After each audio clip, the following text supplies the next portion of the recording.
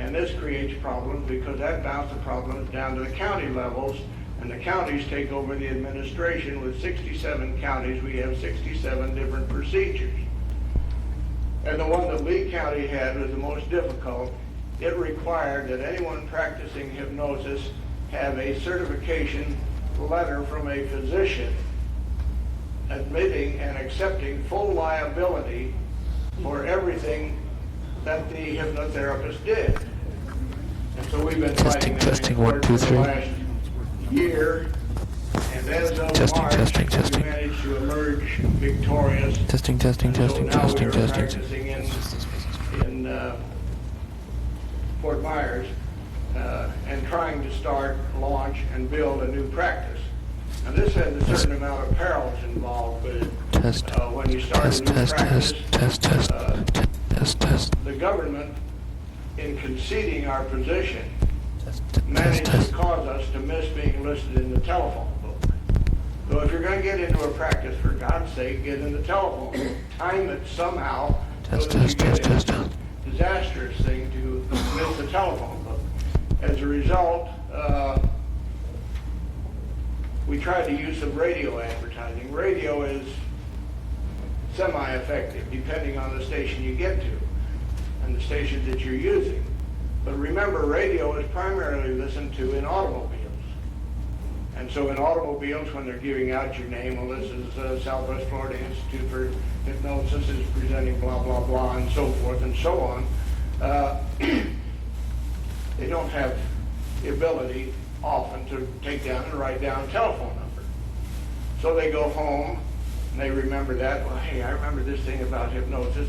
So they look in the telephone book and you aren't there. But some of your competitors are, so they call them.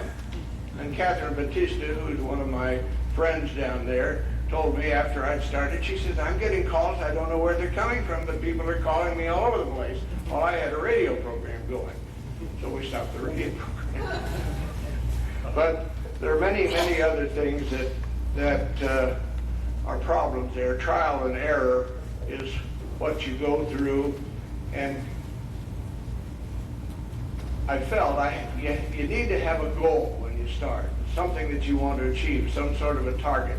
It's like the goal-setting sessions that we've had here. We had one last year's convention where you set, the guiding factor is to set small goals and achieve them, and then set another goal, progressive goals. Instead of a great big goal, I want to practice with $100,000 a year income and so forth and so on. In opening your practice, forget income. The basic job is to get recognized, to let people know you exist. Now, if you're not in the phone book, that's another problem right off the bat.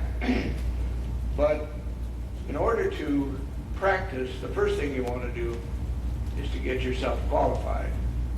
When you get your certification, you're at the point where you're ready to begin to learn. So the first thing I wanted to do was acquire more information. And there are many ways that all of us can get into advanced information. I have some things up here I'm going to tell you about. There are many, many schools now that offer graduate degrees and undergraduate degrees in fields of interest to you that would be helpful, whether it's psychology, counseling,